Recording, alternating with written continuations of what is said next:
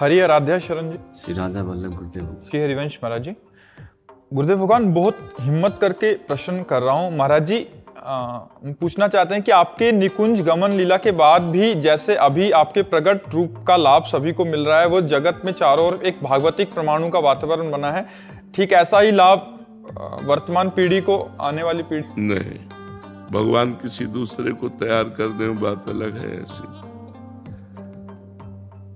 ऐसी नहीं। उड़िया बाबा का आश्रम, वहां नई स्टेशन बन गई थी, इतने लोग आते थे कि नया स्टेशन उड़िया बाबा आश्रम बन गया था। अब जाके आप देखो अखंडानंद स्वामी, अब जाके आप देखो सूरदास बाबा। समय होता है, संतों का एक प्रभाव होता है, जब वो प्रकट रहते तो उसका प्रभाव होता है, और जब अंतर ध्यान हो जाते हैं तो फिर सूनापन रहता है। महाराज जी, आपके हेतु कृपा से अब तो संतों की फैक्ट्री हो।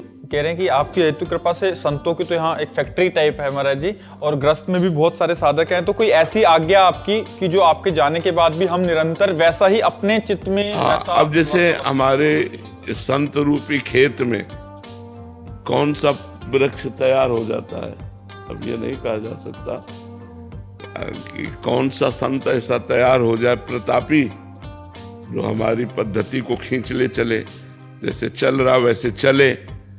अभी तो नहीं दिखाई दे रहा। अब भगवान इनमें से किसी में हृदय में बैठ जाए और आगे प्रकाशित हो जाए, वो बात अलग होती है। ये भगवान की रची हुई पीसें होती है, वो बेजोड़ होती है। हो सकता है भगवान किसी और को तैयार कर दे, क्योंकि उनकी सृष्टि संभालना उनका कार्य है। लेकिन अब ऐसा हो कि जैसा प्रेमानंद के सामने चल रहा है, ऐसा अनुपस्थिति में भी एक प्रभाव होता है।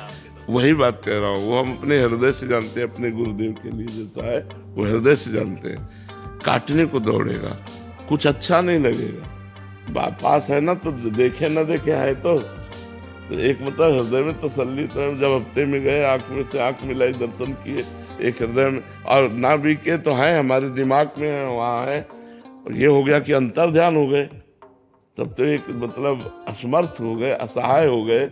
जैसे बालक के लिए माँ का ना होना, छोटे बालक के, असमर्थ बालक के लिए माँ का ना होना, ऐसे शिष्य के लिए गुरु का ना होना बड़ा दुर्भाग्य है। वो बातें बनाने वाली बातें अलग हैं, लेकिन जब मुस्कुरा करके देख लेते हैं प्रगट में जो सुख मिलता है, वो सुख प्रगट में आप जो दर्शन कर रहे हैं, जो संभाषण कर रहे हैं, जो लाभ ले रहे हैं, ये मोबाइल से थोड़ी मिलेगा बाद में। प्रगट का एक अलग आनंद होता है, प्रगट का एक अलग आनंद होता है। मोबाइल तो आकर्षण करके हम तक लाएगा, शराब छोड़ोगे, मांस छोड़ोगे, गंदी बातें छोड़ोगे, लेकिन अध्यात्म में जो कदम बढ़ेगा वो यहाँ के संग से बढ़ेगा, यहाँ के दर्शन से, यहाँ के वातावरण से, यहाँ के भागवतिक प्रभाव से अध्यात्म उन्नति होती है। तो इसीलिए बड़े बड़े संतों ने कहा कि हमें वैकुंठ नहीं, हमें इसी मृत्यु लोक में रखो, क्योंकि साधु समागम होगा, संत समागम होगा। तो संत समागम जब है तो लाभ ले लो, और जब नहीं है तो आगे भगवान जाने क्या होगा। क्योंकि प्रायः अब माइंड में रुपया रह गया है, प्रतिष्ठा रह गई, यश कीर्ति रह गई है, भगवान बहुत कम रह गए हैं। जब लक्ष्य होता है श्री भगवान तो वो मंगल करता है। जिसके दिमाग में श्री भगवान होते हैं उससे मंगल होता है। जिसके, अब जैसे हम वेश तो रखें, अब हमारा उद्देश्य रुपया हो, हमारा उद्देश्य मठ मंदिर हो, हमारा उद्देश्य लोक व्यवहार संसारिकता हो, वो फिर केवल प्रवचन होंगे, उनका रंग नहीं आएगा। रंग तब आता है जहाँ जिन महापुरुषों ने जीवन बदला है लोगों का, वो स्वयं के जीवन से बदलता है। आपका जीवन यदि तपोमय है, भजनमय है, और जो आप बोल रहे हो वही आपके आचरण में है, तो प्रभाव पड़ेगा। उसका जीवन जबरदस्ती बदलेगा, उनका दर्शन से, संभाषण से, संग से बदलेगा। पर जब शरीर नहीं रहता तो हम इसीलिए प्रगट में देखकर कहते हैं कि जैसे पूज्य पादुरिया बाबा जी का आश्रम, अखंडानंद जी का आश्रम, बड़े बड़े महा, उनके सामने जो था वो अब नहीं है। उनके सामने जो प्रभाव था वो अब दीवारें सुनी सुनी नजर आती हैं, अब वो नहीं है। जब वो महापुरुष होते हैं तो एक मतलब समाज खिली हुई रहती है, हर समय नई प्रसन्नता, नया आनंद, नई गूंज, नया।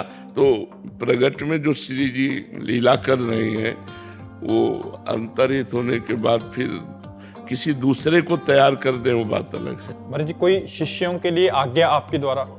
नाम बाणी, नाम बाणी जहाँ श्याम श्यामा तहाँ, नाम बाणी सुनत श्याम श्यामा सुबस, नाम बाणी निकट श्याम श्यामा प्रगट। जो गुरु मंत्र है, जो गुरु नाम है और जो गुरु आचरण है, आपको दिए गए आप ऐसे चलो, आप ऐसे चलो, उन्हीं पर चलता रहे तो उसको दिमाग में बना रहेगा मेरे गुरुदेव मेरे पास है।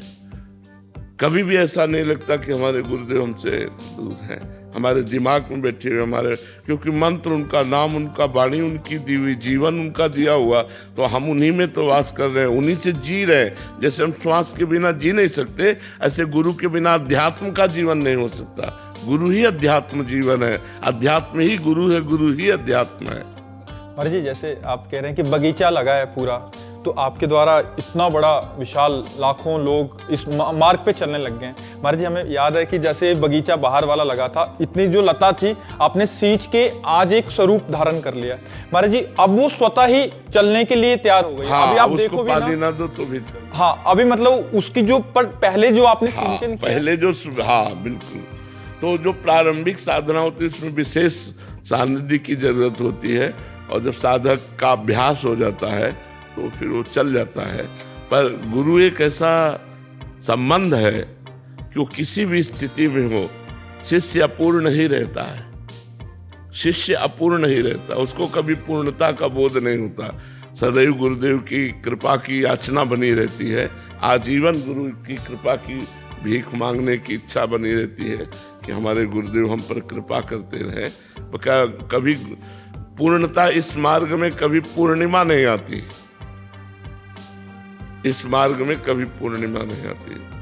यहाँ से जब कोई जाता है तो अतृप्त ही जाता है, कभी कोई तृप्त होके कि भजन से हम तृप्त हो गए, हम ऐसा, इसमें संतोष नहीं है। इस लोक व्यवहार में संतोष है, लेकिन भजन में असंतोष बढ़ता जाता है, और हो और भूख बढ़ जाती, रात दिन भजन करने पर भी भजन की अतृप्ति। तो इसलिए हर समय याचना बनी रहती कि ऐसा भजन हमारा जैसा चल रहा है निरंतर चलता रहे, तो गुरु कृपा से कोई अपराध न बनने पाए, कोई विघ्न न बनने पाए। अच्छा, कोई विघ्न और अपराध बना भी तो दौड़ के चले गए। डॉक्टर है, नजदीक अस्पताल होने पर मतलब एक भरोसा रहता है ना, तो गुरु एक अस्पताल है। महाराज जी, हमसे ये गलती अपराध बन गया, हमारा भजन रुक गया, वो डांटेंगे या वो समझा देंगे या वो क्षमा कर दे, कहते ही बात सुधर जाएगी, ये हमें पक्का विश्वास है। अपनी बात सामने रखते ही वो उत्तर दे न दे, आपकी बात सुधर जाएगी, क्योंकि वो कल्पतरु है। जो कामना लेके जाओगे उसकी पूर्ति हो जाएगी। संत कल्पतरु है। गुरु की नजर पड़ते ही शिष्य का जीवन उज्जवल होता चला जाता है, उसका भविष्य मंगलमय होता चला। गुरु का सानिध्य तो अत्यंत आवश्यक है। हम चाहेंगे कि सबके गुरु का सानिध्य सबको प्राप्त होता रहे, कभी कोई अपने गुरु से विमुख न हो, कभी कोई अपने गुरु से वंचित न हो, कभी कोई अपने गुरु से प्रगट में दूर न हो। गुरु का, जैसे हर बच्चा माँ के प्यार से पोषित है, ऐसे हर शिष्य अपने गुरु की कृपा दृष्टि से पोषित है।